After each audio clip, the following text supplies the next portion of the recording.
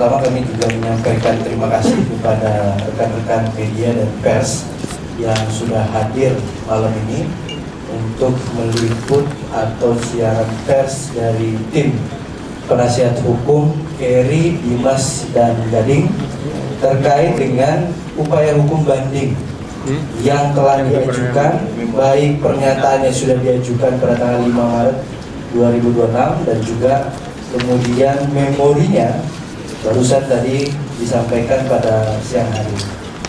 Nah, untuk itu di hadapan kita semua sudah ada tim penasihat hukum dari 3 orang terdakwa, Keri, Gading, dan Dimas, yang nanti secara bergantian akan menyampaikan poin-poin penting apa saja dalam proses upaya hukum banding ini.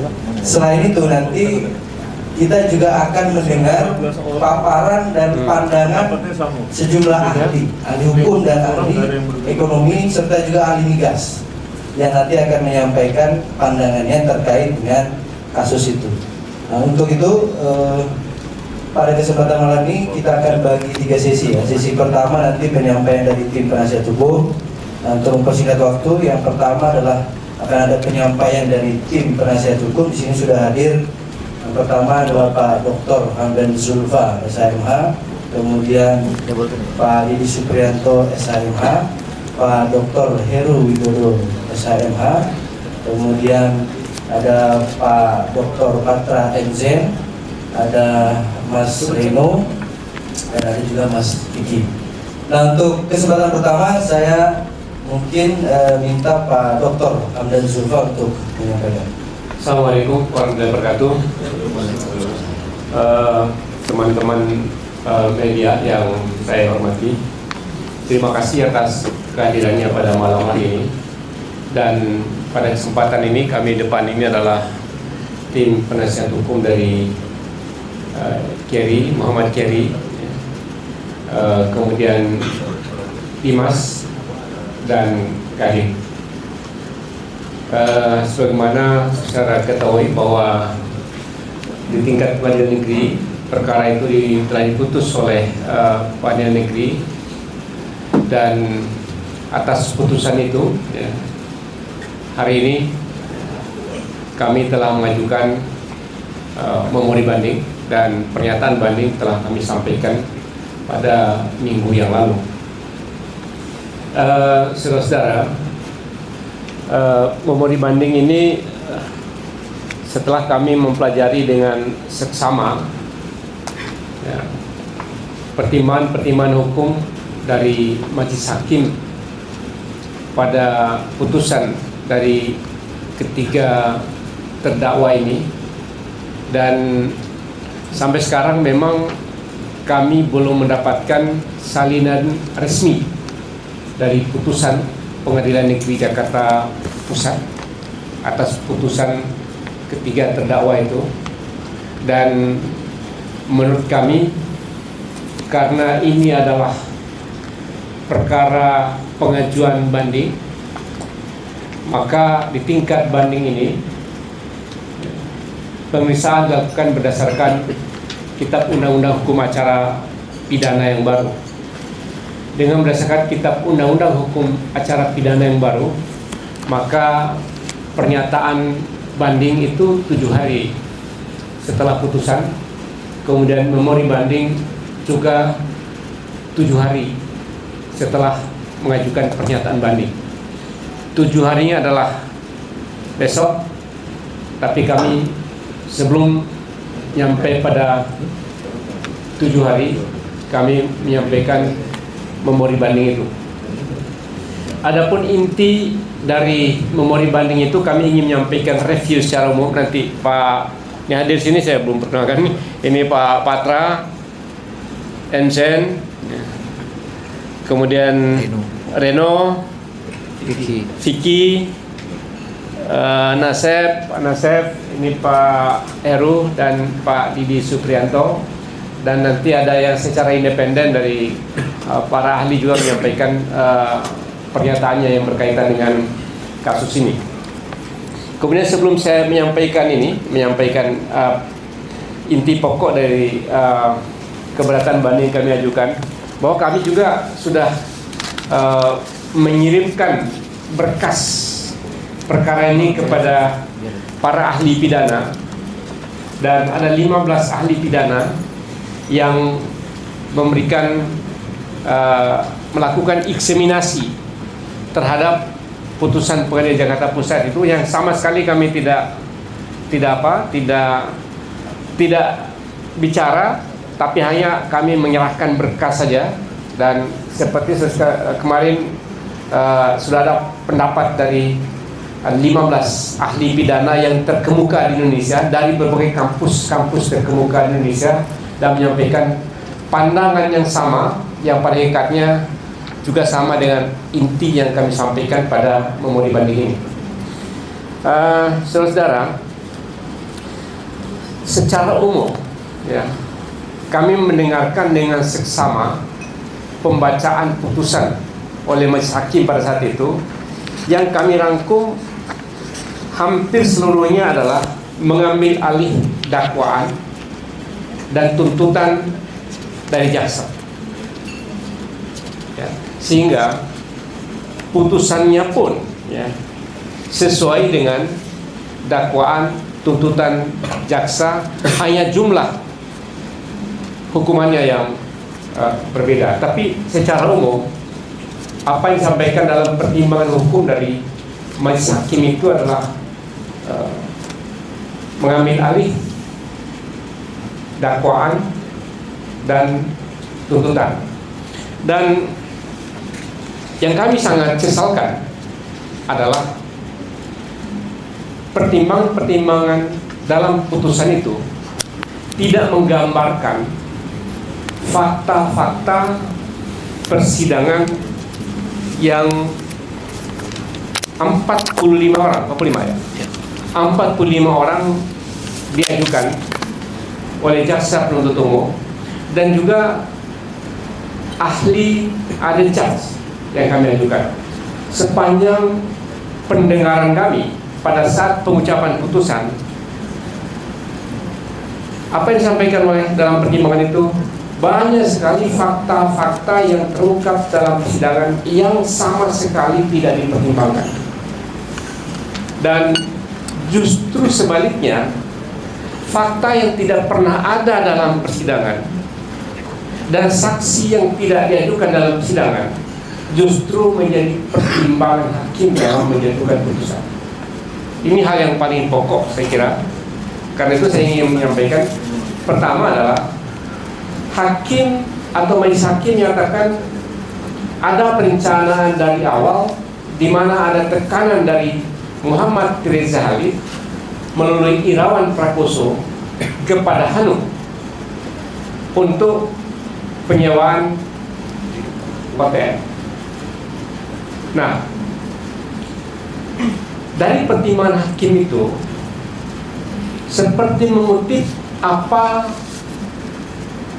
bentuk ya tekanan dari Reza Halid melalui Irawan Prakoso. Padahal Irawan Prakoso tidak pernah didengar keterangannya dalam sidang pengadilan, dan bahkan tidak ada dalam berkas perkara pada saat penyidikan. Tentu Anda juga ketahui, tentu tidak ada juga Muhammad Reza Halid. Pertanyaannya adalah, dari mana hakim bisa menyimpulkan berdasarkan keterangan Irawan Prakoso ada tekanan dari Muhammad Reza Halid kepada Hanum? Kalau ada pernyataan dari Hanum, maka kami membaca seluruh rekaman sidang, tidak terbukti dan tidak ada satupun yang menunjukkan bahwa Hanum mendapatkan tekanan, dan pengakuan dari Hanum sendiri tidak ada sama sekali tekanan dari Reza Halid melalui Irawan Prakoso untuk menyewa OTM milik Jerry. Kemudian ini yang bagi saya yang aneh-aneh dulu ini. Kemudian yang kedua, ada tekanan juga untuk mempercepat proses juga melalui Hanum. Tapi sekali lagi ya, Hanum tidak pernah dihadirkan dalam persidangan. Ya. Tapi justru jadi pertimbangan yang paling utama bagi hakim yang yang menggambarkan ada mensrea dari awal. Ya. Mensrea dari awal bahwa ada tekanan itu. Kemudian juga dikutip dari dakwaan, ya, serta tuntutan mengenai bahwa Muhammad Reza Halid adalah beneficial owner dari OTM. Tidak ada bukti satupun adanya beneficial owner itu. Kalau kita merujuk pada peraturan presiden mengenai beneficial owner, minimal harus memiliki saham 30% di satu perusahaan. Nah, Muhammad Reza Halid sama sekali tidak memiliki saham di sini dan tidak ada pengaruh apa-apa karena sahamnya adalah milik PT Mahameru dan satu perusahaan asing. Jadi di sana tidak ada Muhammad Reza Halid sebagai beneficial owner, tapi dalam pertimbangan hukum dikatakan adalah untuk kepentingan dan permintaan, atas permintaan dan kepentingan Muhammad Reza Halid. Itu yang kami rekam dari apa yang disampaikan oleh Majelis Hakim dalam pertimbangan hukumnya. Nah, saudara-saudara, begitu juga nanti kita bisa buktikan satu persatu. Ini kami gambarkan di sini bagaimana dakwaan, bagaimana tuntutan, dan apa fakta persidangan. Bagaimana dakwaan, bagaimana pertimbangan hakim, kemudian bagaimana fakta persidangan. Jadi sangat jauh, ya, jarak, ya, antara pertimbangan hakim dengan fakta yang ada persidangan. Dan sekali lagi banyak sekali fakta-fakta dalam persidangan yang tidak dipertimbangkan oleh hakim dalam menjatuhkan keputusan. Jadi ini kami keberatan, sangat keberatan bahwa sidang yang rata-rata dari pagi sampai pagi di hari selama beberapa bulan, paling cepat dari pagi sampai jam 9 sampai jam 12, bahkan ada sampai jam 4. Jadi jam 4 pagi dari jam 10 pagi ke jam 4 pagi, atau jam 2 pagi, malah jam 1 pagi, jam 12 pagi. Tapi sidang yang begitu sangat panjang, apa yang dibicarakan oleh para saksi tidak menjadi pertimbangan. Saya kira itu pengantar dari saya. Nanti secara detail akan sampaikan oleh Pak Patra dan teman-teman yang lain. Ya, terima kasih Pak Hamdan. Ibu Bapak, saya mau sampaikan singkat 3 pokok. Yang pertama adalah saat ini kita sedang mengalami satu situasi global di mana, ya, BBM atau bahan bakar minyak dan energi, ya, menjadi salah satu isu bukan hanya di Indonesia tetapi di seluruh dunia. Kita tahu saat ini ada perang, ya, di Timur Tengah antara Israel Amerika melawan atau berkonflik dengan Iran. Apa yang kami mau sampaikan adalah, kalaupun negara ini mau yang namanya meyakinkan masyarakat bahwa ada ketahanan energi, ya, saya kutip dari Menteri SDM, mau dipaksa hanya bisa tahan 20 sampai 25 hari. Apa artinya? Kalau dia tidak dipenuhi, maka hari ke-26 mobil, motor kita mogok semua itu. Nggak ada BBM. Maka problem Republik ini bukan saja terkait dengan pasokan, tetapi juga tempat penyimpanan. Kapasitas penyimpanan ini mau dipaksa pun berapapun, ya, energi yang keluar ya segini-gini aja ini. Apa yang kami mau garis bawahi? Kalau pemerintah bilang kapasitas penyimpanan, kapasitas untuk menyimpan BBM itu termasuk di dalamnya adalah tangki OTM.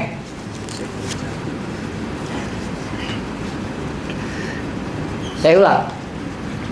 Saat pemerintah bilang kapasitas penyimpanan BBM itu sampai 20 sampai 25 hari, artinya pemerintah itu menyebut juga tempat penyimpanan yang dimiliki oleh PT Orbit, OTM itu Orbit Tangki Merak. Nah, ini yang harus kita garis bawahi nih. Di mana pemiliknya yang punya itikat baik, yang sudah berinvestasi, sekarang di penjara.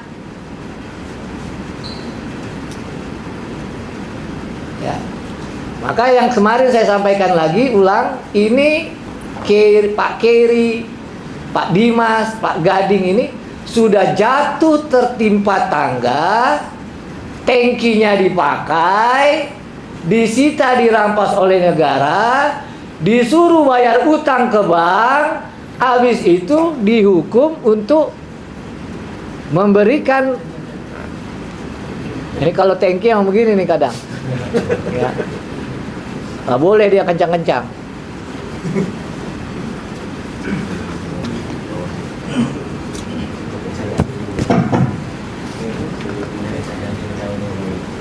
Saya ulang ibu bapak, sudah jatuh ketimpa tangga, tangkinya dipakai, digunakan untuk kepentingan menyimpan cadangan BBM nasional, tangkinya sekarang dipakai, pemiliknya dibui, masih disuruh bayar utang ke bank, belum cukup ini,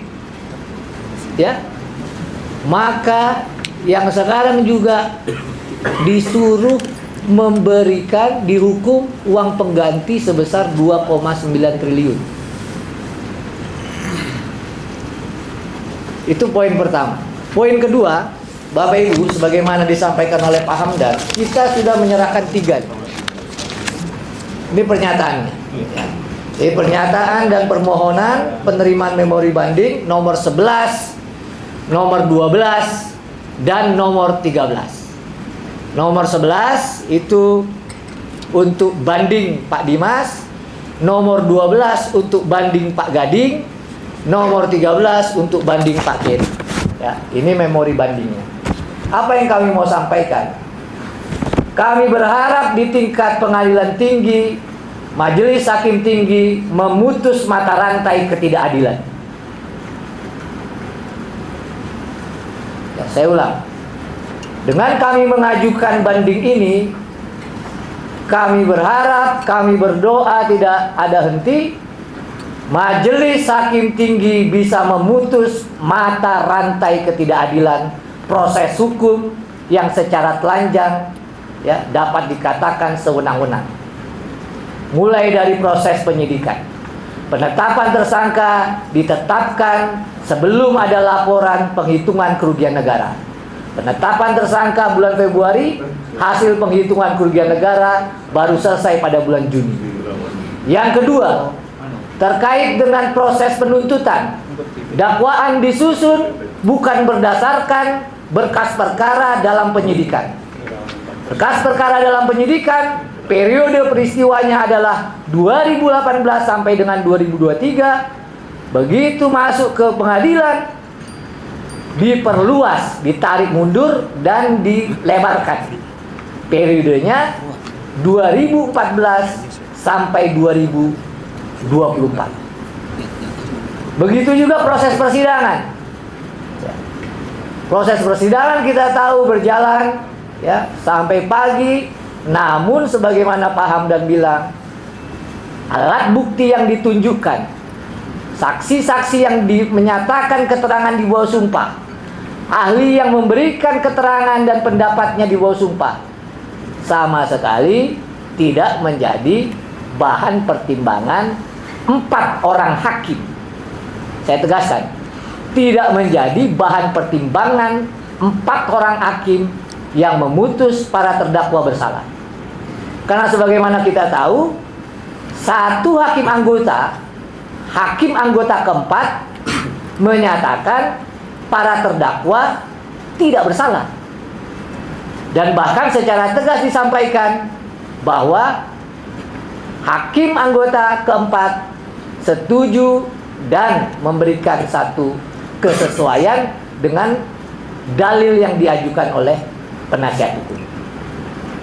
Ya.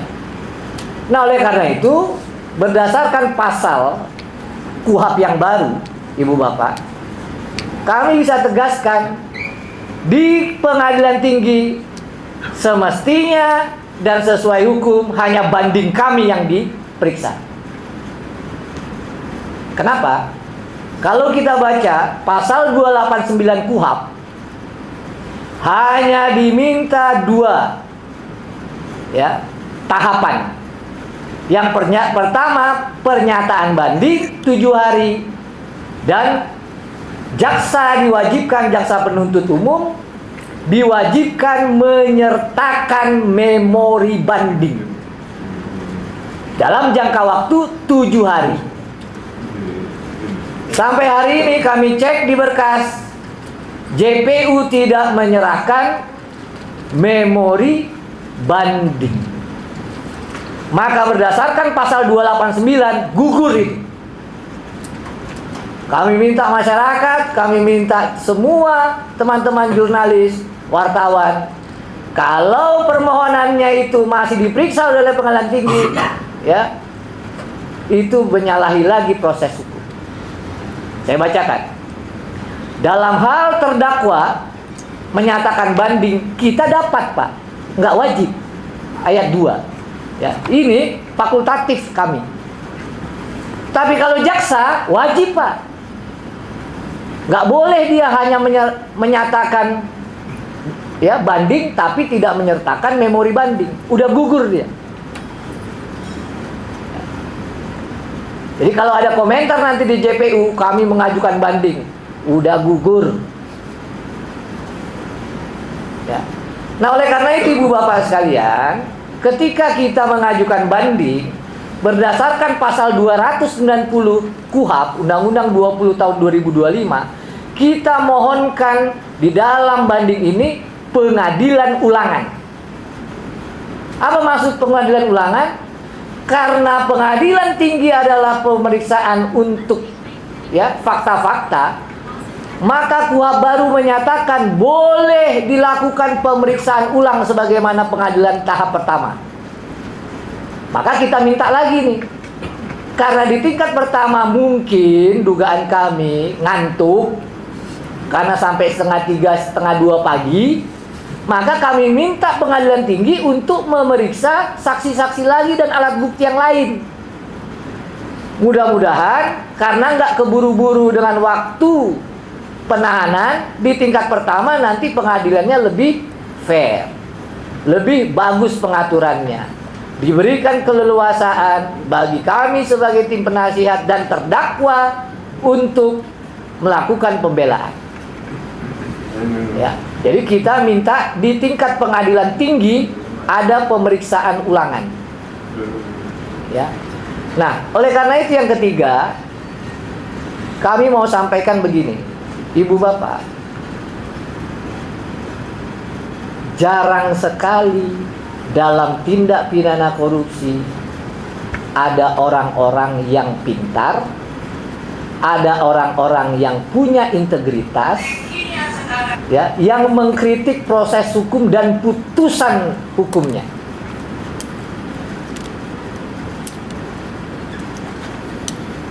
Bahkan dalam perkembangannya, sebagaimana disampaikan Pak Hamdan tadi, ada 15 ahli hukum pidana yang bersedia untuk menjadi eksaminator dalam proses eksaminasi putusan.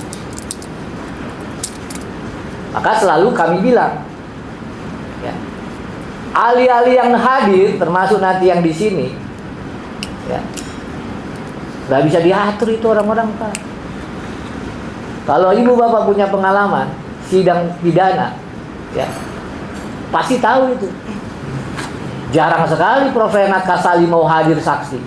Apalagi misalnya Prof atau Pak Dr. Yunus Husin. Ya. Yang lain juga mantan komisioner KPK, Pak Alex Marwata. Itu jarang, Pak, mau. Jarang. Maka yang mau kami sampaikan dari saya sebagai satu ya pernyataan terbuka,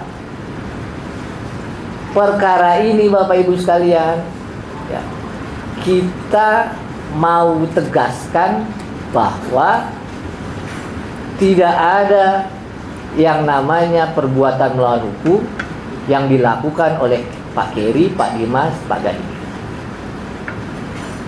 Karena tidak ada perbuatan melawan hukum dan bahkan menguntungkan serta memberi manfaat pada negara, ya, semestinya pemerintah juga melihat, pemerintah juga memberikan, pemerintah juga menaruh perhatian terhadap perkara ini. Tidak lain tidak bukan untuk mendorong para investor nanti mau berinvestasi terkait dengan tempat penyimpanan BBM.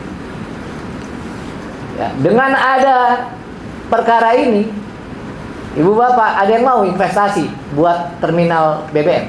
Ada yang mau? Hah? 4 tahun nggak dibayar, uangnya direndahkan, dikecilkan dari perjanjian, tankinya dirampas, pemiliknya dipenjara, disuruh bayar uang pengganti. Mau bapak investasi tanki? Nggak mau. Termasuk ya perhatian pemerintah terhadap direksi-direksi tadi. Nggak ada yang mau lagi, Pak, jadi direksi BUMN.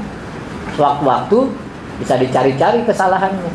Nggak guna komisaris itu sebagai pengawas, nggak guna RUPS, ya, yang memberikan acquis de charge, nggak guna. Ini keputusan bisnis dinilai oleh orang yang nggak pernah bisnis. Apa fair? Nggak boleh, Pak. Saya yakin itu salah satu JPU-nya, suruh deh ngelola bisnis, ya, toko kelontong belum tentu bisa. Nah, ini keputusan bisnis dinilai orang yang belum pernah bisnis. Hati-hati, Pak. Ya. Nah, oleh karena itu, kembali lagi statement awal, kami berharap, kami berdoa, hakim tinggi bisa memutus mata rantai ketidakadilan yang dihadapi, dialami oleh Pak Keri, Pak Gading, dan Pak Dim. Bagaimana caranya? Mudah, simple, kalau kata anak sekarang. Ya. Adili sendiri dengan mengambil pertimbangan hukum dari hakim anggota 4. Kelar ini. Kalau tidak ada pemeriksaan ulangan. Tapi kalau ada pemeriksaan ulangan, lebih bagus ya Bang Hamdan ya. Itu saja yang saya sampaikan, 3 poin. Semoga ya konferensi pers ini ataupun pernyataan-pernyataan yang diberitakan juga bisa didengar oleh pemerintah. Supaya ke depan ya tentu kita lebih baik, lebih bagus, ya lebih maju Republik ini. Itu saja dari saya kembalikan. Terima kasih. Yep. Berikutnya mungkin Pak Heru. Baik, terima kasih. Saya menambahkan beberapa hal yang belum disampaikan oleh Pak Hamdan dan Bang Patra. Jadi pertama kami menyampaikan pesan kepada rekan-rekan media bukan untuk mendukung kami, tapi sebatas mengawal dan memberitakan fakta yang sebenarnya. Tidak lebih dari itu. Jadi belakangan kan yang diviralkan dari sebelah itu kan hal-hal yang bukan faktual dari pemeriksaan persidangan, tapi hal-hal yang termuat dalam berkas perkara yang diambil alih surat dakwaan dan surat tuntutan dan di copy paste oleh majelis hakim dalam menjatuhkan putusan. Itu yang pertama. Yang kedua, kami tim penasihat hukum itu heran.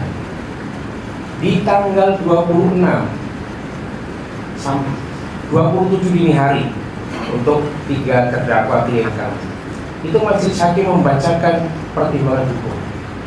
Tapi sudah 2 minggu salinan putusan resmi itu belum pernah diterbitkan. Hampir tiap hari kami menanyakan, kata panitera masih ada di majelis. Sampai kapan kita bisa mendapatkan salinan itu? Sementara per 2 Januari sudah berlaku KUHP yang baru. Ketika kami mengajukan menyatakan banding di 5 Maret, itu KUHP mana yang berlaku? KUHP yang baru. KUHP yang baru membatasi kapan menyatakan banding, 7 hari seperti disampaikan oleh rekan Patra J. Dan batasan maksimal menyampaikan memori banding adalah 7 hari sejak tanggal 5 Maret. Lantas mau direnggut lagi ya, ketidakadilan yang sudah kami rasakan dengan cara-cara seperti itu, dengan cara memperlambat penerbitan salinan secara resmi. Maka memori banding yang kami susun adalah dengan sebatas kemampuan kami sebagai manusia merekam atas inisiatif melalui audiovisual yang juga kami tayangkan dalam YouTube tim penasihat hukum TNI Dimas dan Keri. Itu sebatas itu. Barangkali nanti salinannya terbit belakangan dan isinya berbeda, siapa yang bertanggung jawab atas ketidakadilan? Ini yang kedua. Yang ketiga, kami mendapatkan informasi atau bukan informasi, kami menduga kenapa sampai dengan 7 hari setelah jaksa menyatakan banding itu nggak mengajukan memori banding. Kami menduga jaksa masih menganut rezim KUHP yang lama, karena tidak aturan peralihan di pasal 263 di situ disebutkan perkara tidak pidana yang sudah dilimpahkan 361 KUHP UC. Perkara tidak pidana yang sudah dilimpahkan ke pengadilan dan sudah dimulai proses pemeriksaannya tetap diperiksa, diadili dan diputus berdasarkan Undang-Undang 8 tahun 81 kecuali proses peninjauan kembali.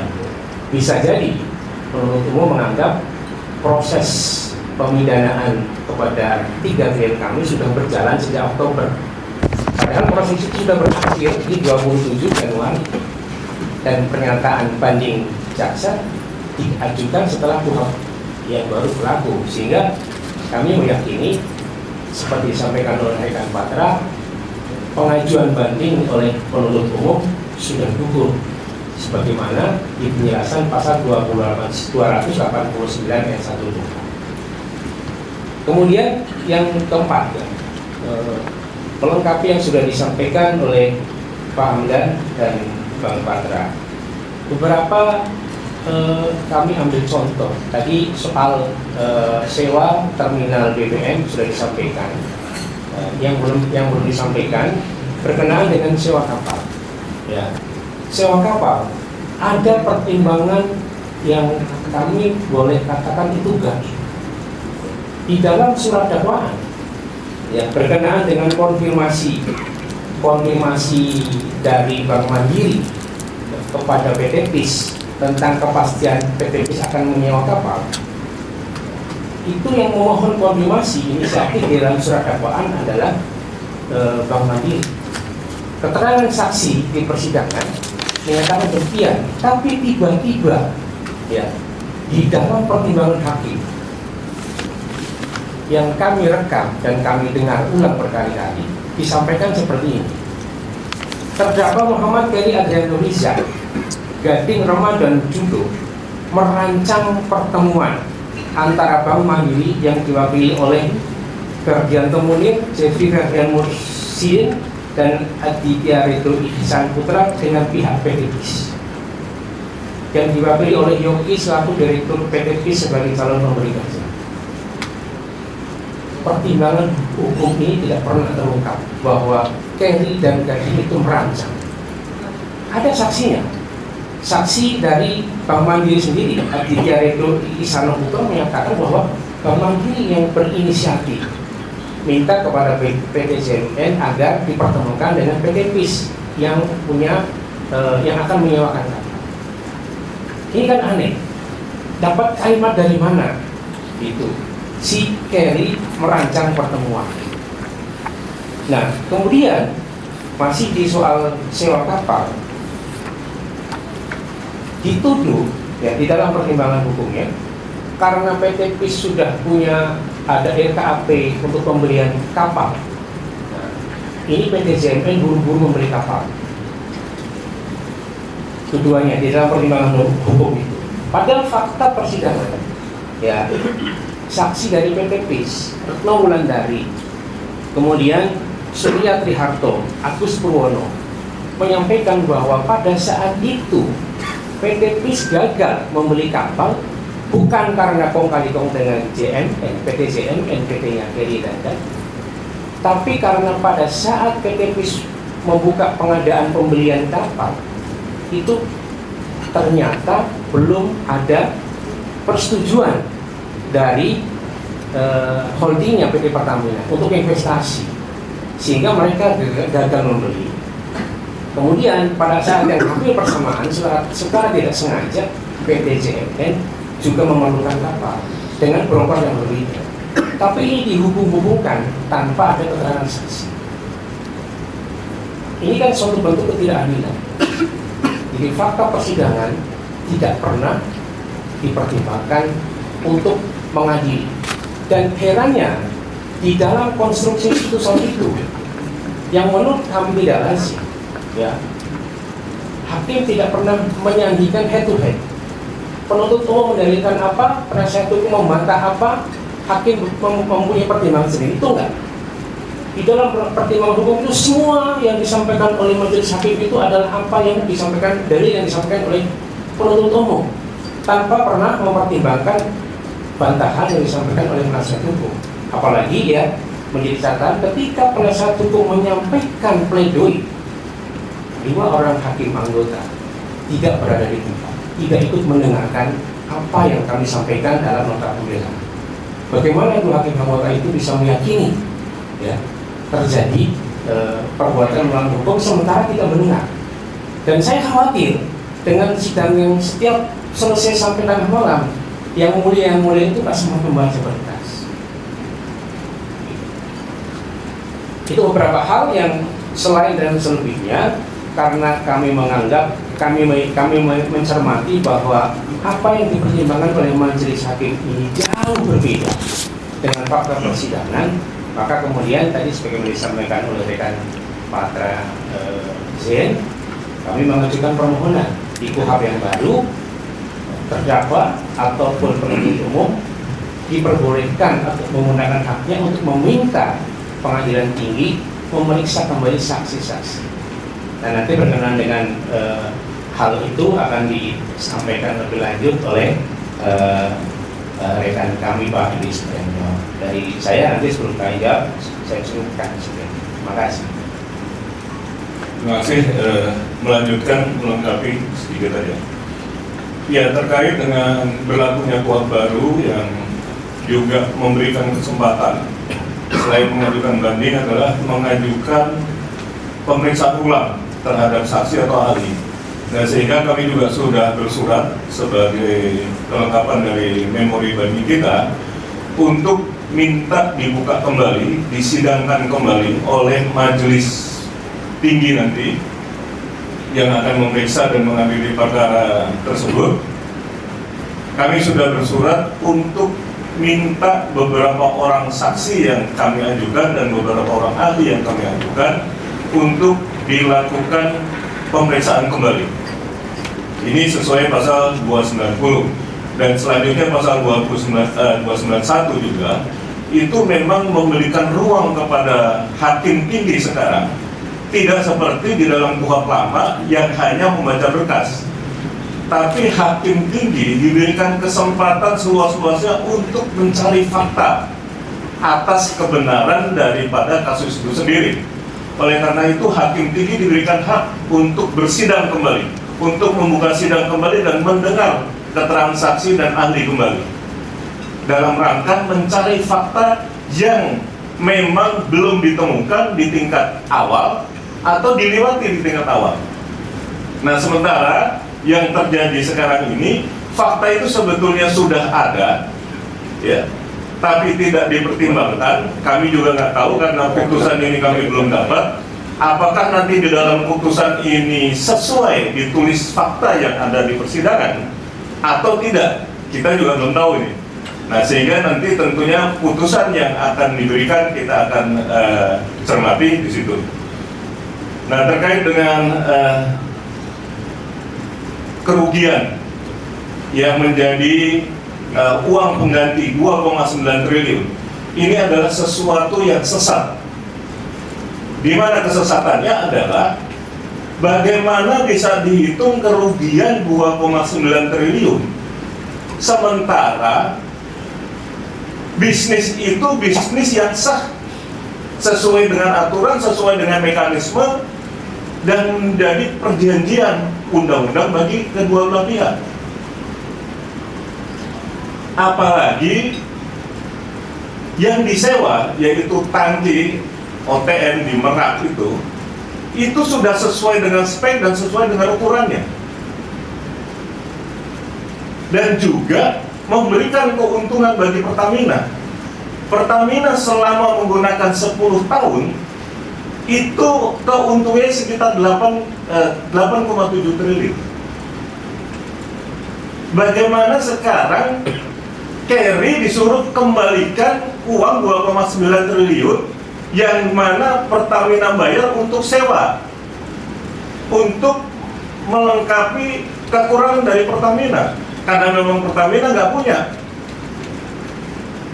Ini kita lihat nanti krisis minyak, krisis energi yang di depan mata kita semua. Apakah memang itu nggak diperlukan? Kata hakim kan nggak diperlukan. Sementara sekarang tetap dipakai dan dikelola oleh kejaksaan, gitu ya. Nah, kalau Kerry dianggap korupsi, memiliki itu, sekarang kejaksaan mengelola itu bukan korupsi. Nah, ini juga sesuatu yang aneh. Saya kira kita semua harus mencermati, nggak terlalu harus pinter lah menghitung seperti ini, saya kira. Tapi logika kita pastilah nggak mungkin orang sewa 10 tahun sudah dapat untung, barangnya digunakan sesuai dengan apa yang diperjanjikan, sekarang disuruh kembalikan uangnya semua, dan barangnya sekarang diambil. Ini saya kira sebagai tambahan dari saya. Terima kasih. Dari rekan-rekan yang lain mungkin cukup Tambahan. Dari Pak Hamdan lagi, ada tambahan? Ya, sedikit saya tambahkan. Jadi gini, sekalian saya ingin menegaskan kembali, hakim dalam pertimbangannya seperti juga dalam tuntutan dan dalam dakwaan, tangki BBM milik OTM itu tidak dibutuhkan. Kami membuka kembali seluruh berita acara sidang.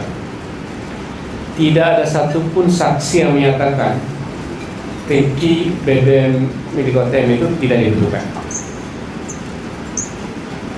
Pada saat itu, dari keterangan saksi yang ada, cadangan operasional Pertamina hanya 17 sampai 18 hari sebelum OTM, sebelum penyewaan OTM. Hanya 17-18 hari cadangannya. Sekarang sudah sampai 25 hari karena ada penambahan dari OTM dan beberapa tangki yang baru. Sekarang pemerintah mengumumkan akan berinvestasi lagi untuk menambah tangki BBM untuk cadangan BBM nasional. Pertanyaannya, dari mana logikanya majelis hakim mempertimbangkan itu tidak dibutuhkan? Dia dibutuhkan oleh siapa? Pemerintah butuh, Pertamina butuh, dan semua saksi tidak ada yang menyatakan tidak dibutuhkan. Jadi Anda bisa bayangkan kalau tidak dibutuhkan, udahlah, nggak usah juga pemerintah bangun lagi yang baru. Perang panjang dikit udah selesai nih. kita nggak bisa naik mobil, pesawat tidak ada yang bisa terbang. Jadi itu sangat berbahaya. Jadi saya kira tidak ada perenungan dari hakim. Hakim tidak membaca dengan baik fakta dalam pertimbangan. Kemudian penunjukan langsung dipersalahkan, ya, penunjukan langsung terhadap tangki BBM OTM. Saya ingin menegaskan bahwa seluruh saksi menyatakan penunjukan langsung itu sah, tidak ada masalah. Ini dikonfirmasi oleh review yang dilakukan oleh BPKP yang menyatakan bahwa penunjukan langsung dan proses penyewaan tangki BBM milik OTM adalah benar, tidak ada yang salah. Ini pemeriksaan oleh BPKP, kemudian juga review oleh BPK dan juga KPK.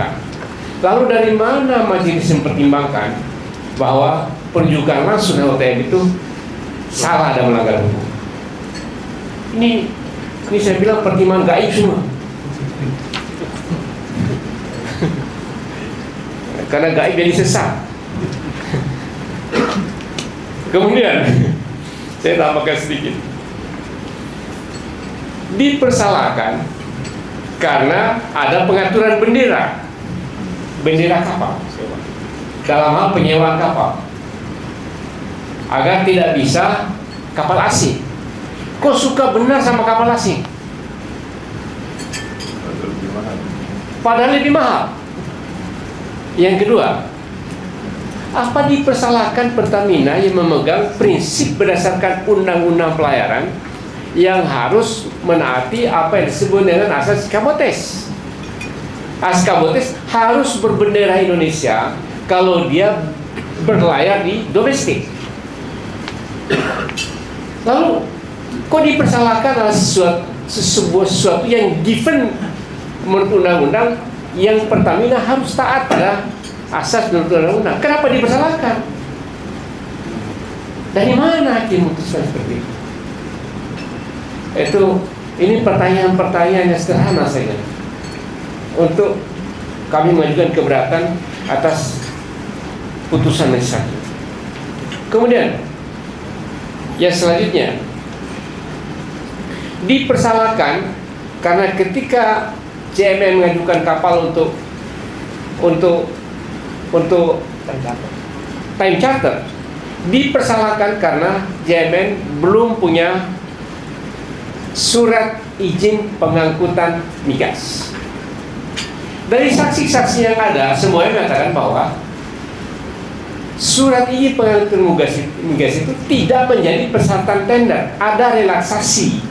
Dan itu diperlakukan untuk semua owner kapal, bukan saja kepada JMN.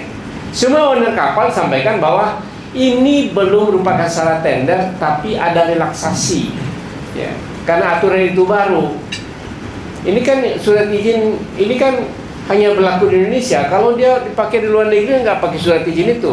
Ini karena ada undang-undang migas memang, karena itu diperlakukan baru, maka oleh Pertamina mengambil keputusan direlaksasi. Ini tidak harus dipenuhi sekarang, tapi kalau Anda nanti mau jalan, maka harus sudah punya, kasih waktu 2 bulan. Pada saat 2 bulan sudah miliki semua. Lalu salahnya di mana? Saksi semua menyatakan, Pertamina menyatakan aturan yang dia buat itu tidak ada masalah. Kok jaksa dan hakim menyalahkan bahwa itu tidak ada masalah? Yang buat aturan adalah Pertamina. Kok dicampuri? Kemudian selanjutnya, tadi masalah beli kapal, dipersalahkan karena beli kapal, yang kapal itu mau dibeli oleh PIS.